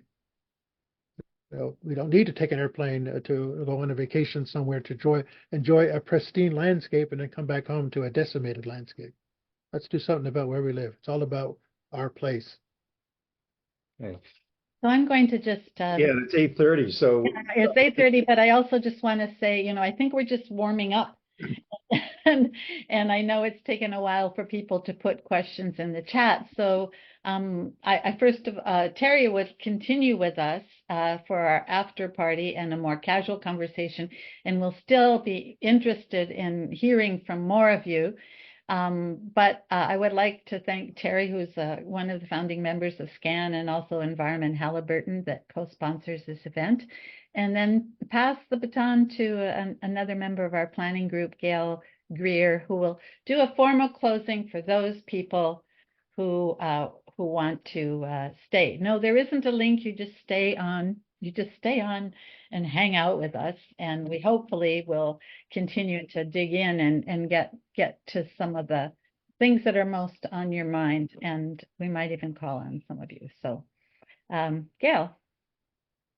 Well, I want to thank you very much, Rick, for your time and your wisdom, and for that wonderful message that we have to build out from our relationship, our personal relationship with the land and with one another into community.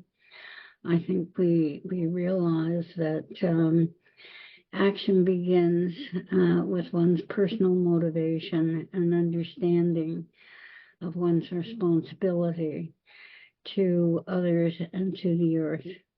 I do thank you ever so much for this talk and conversation. I also thank Deborah for contributing your knowledge and wisdom to facilitate this conversation with Rick. And we are fortunate to have members like you and the Indigenous Solidarity Committee, chaired or co-chaired by John Hewitt and Angela LeConte. And this particular group that worked on the webinar, Pramila Gramal, Yvonne Pigot, and Sherry Hillman. Thanks, Terry, again. As Deborah had said, you not only managed the technicals of registration and this Zoom meeting, but curated our questions. Finally, on behalf of SCAN and the Indigenous Solidarity Committee, we thank everyone who has attended tonight for your interest and spending this time with us. We hope you found the discussion informative and that it stimulates further interest in Indigenous teachings and the guidance it can give as we all reconnect and build a covenant of reciprocity with nature. This ends, as Deborah said, our formal proceedings, but you are welcome to stay on for another half hour and continue the conversation with Rick and Deborah. Thank you very much for coming. So we open the door for anyone who wants to leave, but we invite you to stay. And I'm also seeing, I'm noting some people out there that I would just want to mention, like Sante Smith, who is this amazing dancer and has a dance group that is teaching us through other forms about these interrelations and all our relations, also from Six Nations. Great to see you, Sante. And yeah, I mean, I welcome also those of you who are very engaged directly in environmental and food projects. Is there someone here from Indigenous Climate Action? I saw that they had registered. So I'm going to suggest, and Terry is going to, I think, help to continue to moderate this, but suggest that you put your hand up, or you use the hand function if you want to speak, but start by, putting something in the chat so we know what you might like to raise, what issues you'd like to raise, and to kind of continue to probe with Rick and with the rest of us. While we're waiting for that to happen, and there are some things beginning to show up in the chat box, I was interested about how you apply two-eyed thinking, to the kinds of, quote, solutions that are being proposed to how we deal with the amount of carbon emissions, for example, that we're pumping into the atmosphere. Rick, you had a slide at one point that had a whole bunch of things listed on it that are being proposed, many of which I think would be anathema to the climate change movement in the sense of dimming the sun. Sucking carbon out of the atmosphere as opposed to reducing it and things like that. Could you say a few words about how two-eyed thinking and that approach helps us be able to sort real solutions from false ones? Well, that's a really good point because, sometimes in our creativity and in our technology, we can come up with some pretty crazy things. I was in Hopi country out in Arizona one time, and they took me out to this big rock where they had this ancient carving on the rock. and there were two paths, and there were these figures walking on the path. It's a long straight path on the bottom. There was an old man in a garden of corn at the end. The upper path, there were these three circles intersecting the path. Two circles, a line, then the third circle. And what the Hopi said was that the lower path was for the one-hearted people, those who remain true to the intention of creation. They listen well to the instructions, they do all of the things they're supposed to do. The upper path was for the two-hearted people, whose mind is now split between that original instruction, you could say the spiritual part, and fascinated by technology. And their minds then went rampant and created all kinds of things like the atomic bomb. The first circle was the shaking of the world with the First World War. Second one was the shaking of the world with the Second World War. Then there's this line, which I think where we're at now. The third circle is they said the world was going to be destroyed by a gourd of ashes, touching down and everything going to catch fire. Well, that's the nuclear holocaust, which the current wars, that's been all my life, right? Probably most of our lives, right? We've heard this coming, this nuclear Armageddon. So indigenous thought would say there's certain insanity in going forward with certain experimentations. I don't know if you saw recently, there was a commercial launch of a rocket to go into space, a new space station. The payload of that included human remains. People paid a lot of money to get these human remains transported up to the moon. Well, the Navajo, the Dene in Arizona, they were opposed to this because of their feeling about the dead. The dead are meant to go in the ground here, to revitalize the earth. And they said, this isn't a good idea. So the rocket takes off, and wouldn't you know, there's a mechanical problem with it, right? And that its future kind of hangs in the balance. Indigenous people would say, well, see, what the Navajo said was true. You shouldn't be messing with that kind of thing. Your invention's not going to work. But two-eyed seeing would say, well, but what are we going to do with overpopulation? What are we going to do with diseases that are devastating the crops? What are we going to do? So we're raising the question, but looking at the question from different points of view. That's all two-eyed seeing is. What do you bring to it? What do I bring to it? How are all of the people gathered around that topic going to look at it a little differently and come up with something new? You know, there's this law of unintended consequences. Even the best of thinking of people, some things will happen. But indigenous thinking accepts remember that certain mysteries, certain things just happen, but it also says to be cautious. So we're a careful people. We take a long time to arrive at a decision because you got to look at all the possible consequences. But we're stuck with a system that looks at quarterly profits. That's what motivates everything. So you can see where these two-eyed seeing is there's some tension between it. So I think it's a question of sitting down and respectfully hearing what each other's about, what our interests are, laying the case out, and then using our reason to examine that without political and sometimes even without economic considerations. Is that the right thing to do? So I can't give you a whole lot of cases where it's actually worked because, to tell you the truth, this is such a new proposition. It's working in the humanities, like medical practice, starting to look at that. Social welfare, social issues are starting to look at that, but it hasn't had a big impact yet on industry, resource development. When I worked for Indian Affairs a long time ago, I walked in this room, their research room, and it was just lined with research reports that they commissioned. And I pulled out those reports just out of, curiosity, and report after report talked about the devastating impact of tar sands on the culture and the ecology in the West. They paid people to do the reports. Reports are well done.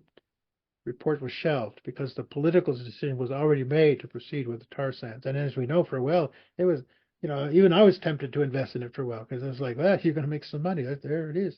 But now look at it today, the legacy of that. So they were aware of indigenous knowledge back then, but they didn't consider it the same level of economic, social development knowledge. And I think that's where it's got to come in. How do we value those things? How do we weigh them out? And it doesn't mean indigenous people are always going to win. They're just raising this question of consciousness, of ethics, of morality, of sensibility. And as we know, those really become important things that drive all of us, right? I mean, I'm sure any one of us could make a long list of what we consider to be really stupid, dumb-headed things that politicians have said or done. But how do we provide that counterbalance to that? And that's what I said earlier. I don't think it's going to happen at the political level. I don't even think it's going to happen at the industrial level. But it can be hidden to happen in the middle class, among the civil servants, among the people who are training the next generation, to help them consider at least an indigenous qualifier to the matters they're looking at, and consequences through indigenous thinking. So I think it's more future bound.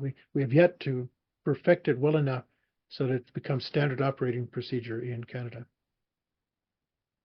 So actually Deborah has put a question into chat asking you about if you could actually say something about the Land Back, Land Forward project that either you or the Six Nations are involved in their region.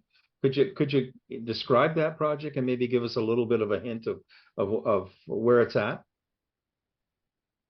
Well, in many ways, the Land Back is saying, we agreed at one time that this was going to be the territory of the Haudenosaunee. And then by hook or crook and by government duplicity, that agreement was scrunched down to this little piece of land. So what they're saying is, well, what about the rest of it? What about all that land that was not only taken, but then has been ill handled along the way?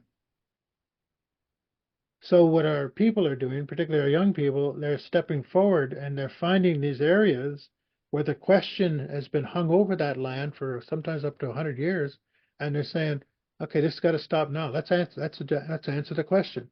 Let's use two-eyed seeing to answer that question of whose land is it, who's responsible for it, and what's going to be the consequences of the development you're proposing. So in many ways, that's why it changed into the land protectors versus protesters. They're trying to protect the ability of that land to manifest itself in the way intended, rather than to be, again, bulldozed over or paved over or destroyed in that sense. So that's what they're kind of saying, is that, and then if you think about it, not only us, the Haudenosaunee, but say, look at like Walpole Island. The Anishinaabe people there, they've maintained that land. They have some of the most unique ecological circumstances in the whole province. More species at risk are thriving there. So at one time the government said, you have such a unique environment. How about if we move you to another place so we can keep this as a preserve? But the Anishinaabe people said, well, why do you think it's that way?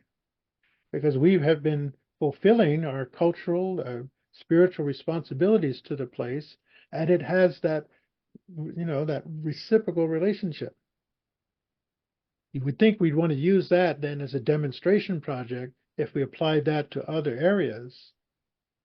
But preservation has become like a thing that's almost like keep it out so campers, hikers can enjoy it. Or we're talking about something deeper to that, more profound about that. The land needs to come back to the people who have the best opportunity, the best skills to protect its long-term viability for that future generation.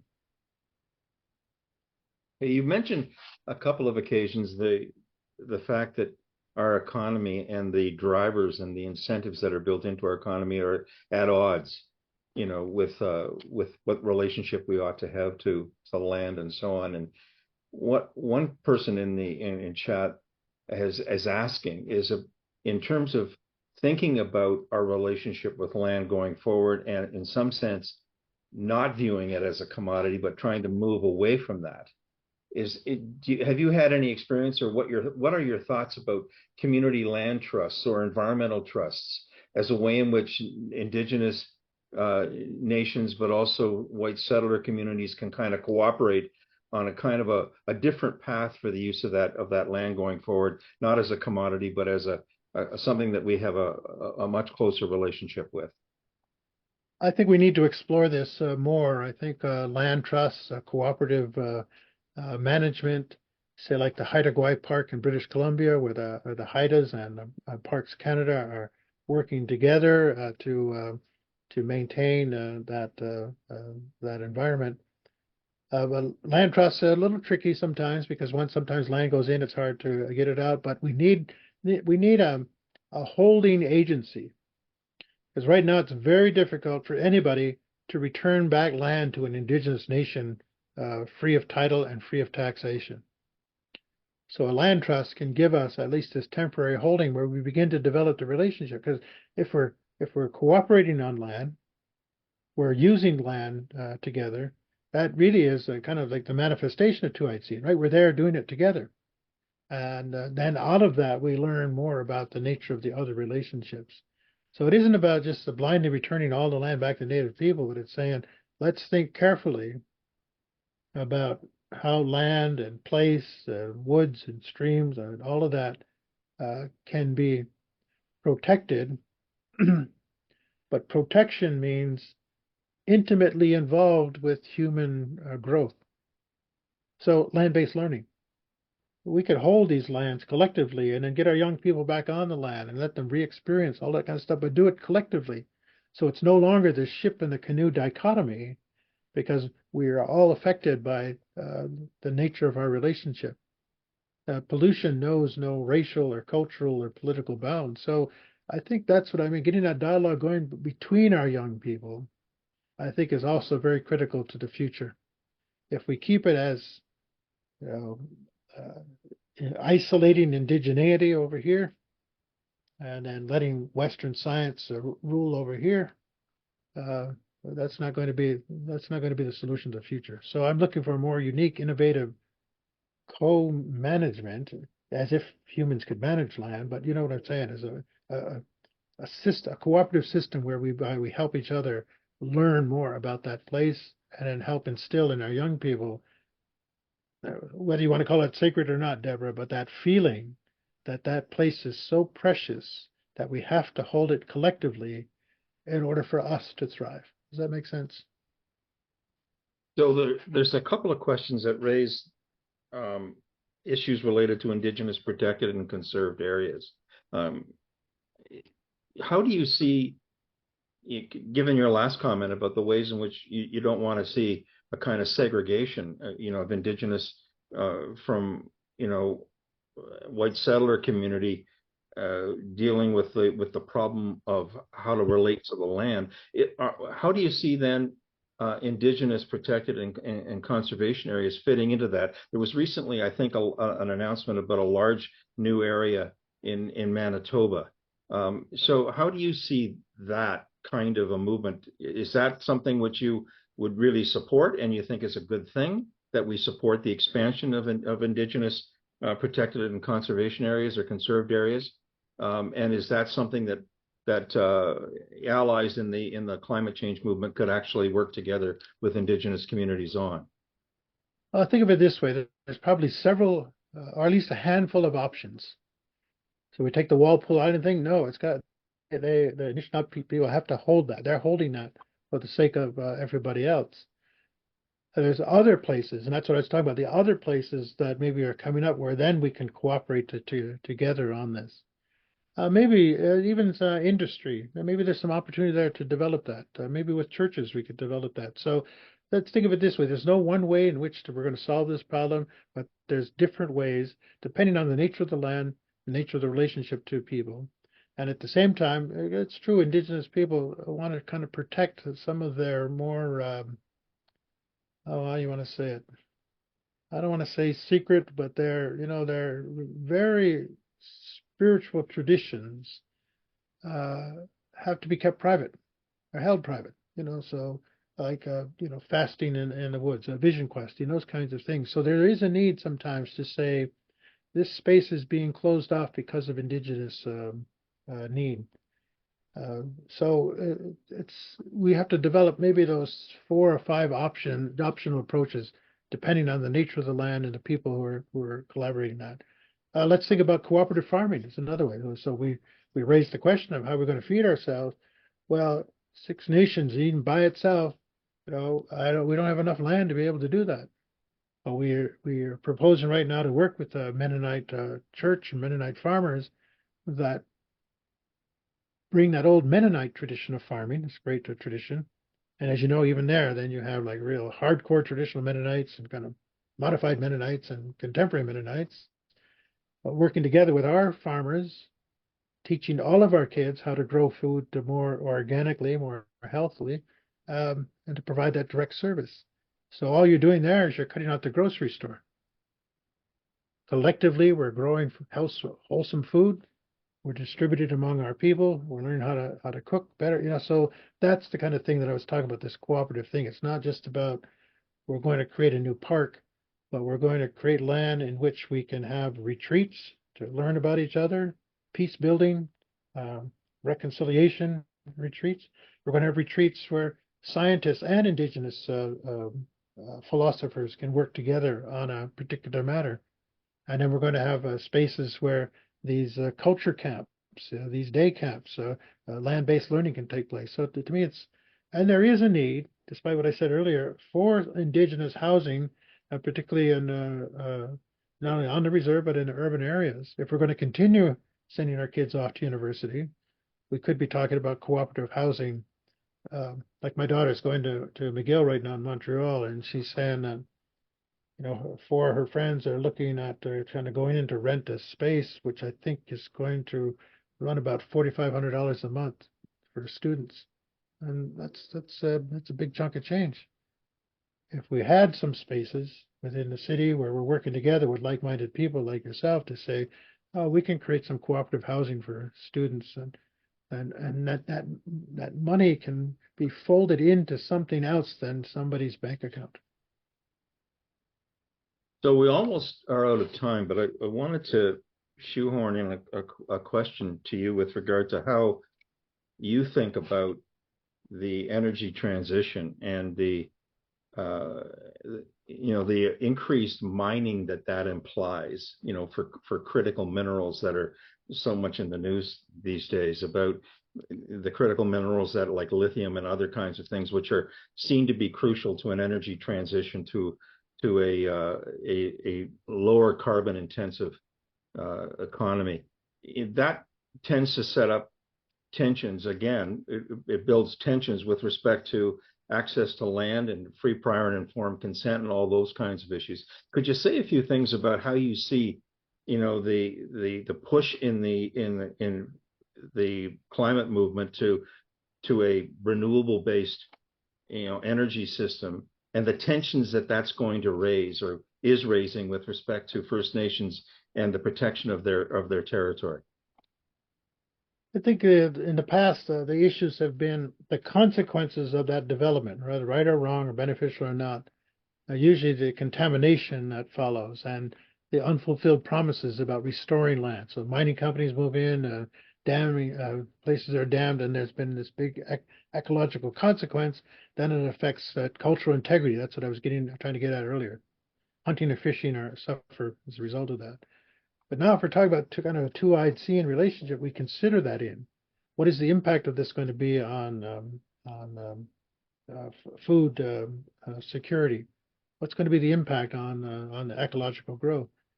So, and it's not like offsets, but you gotta find a better way in which we say, okay, maybe it's necessary to do that thing, to get that whatever that thing is out of the ground. What's going to be the consequences of that? And most companies, they go in and grab it, make their profit, and then, all those promises go unfulfilled. So that's why we're kind of negative. But, ironically, Canada now is one of the leading companies in mining in the Western Hemisphere. And even some indigenous people are getting into it because there's a lot of money to be made in the ripoff. But if we talk about a different kind of social responsibility, a different kind of way to invest in the future, we got to start looking at how do we mitigate those negative consequences. Okay. I think that we probably should leave it there. Deborah, I think that we probably have gone as far as we can with, there's lots of things in the chat box which we could use for future conversations and so on, but I think we're pretty much out of time. So can I throw this back to you for any final words? Well, yes, I want to thank Rick for just diving in with us and in our own intention to really try to bring what we call an indigenous lens. And we're most of us are not indigenous. We do have indigenous people present, but as we struggle to think about what our role is and how we are in fact needing to decolonize ourselves, our minds, and our actions, as you suggested.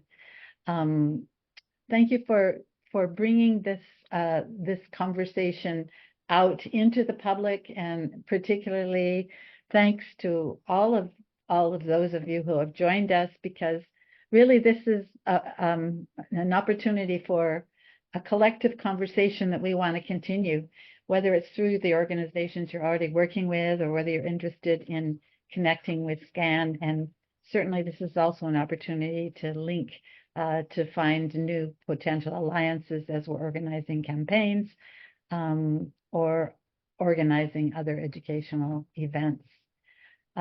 Special thanks to the tech folks, Diego and Maria, and Terry for really helping us through this whole process. On the screen, and this is one of the ways that we cut back on fossil fuels, even though it'd be much better to be sitting around a table and sharing a meal and having this conversation, in a much more multi-sensory way and not just on the screen. But for us at SCAN and the Indigenous Solidarity Committee, we're very grateful that we haven't had an opportunity to open the conversation up, and we want to encourage it to continue to ripple off into your own communities, into your own rethinking of your actions, and hope that we can connect in another way, another day. Thank you all.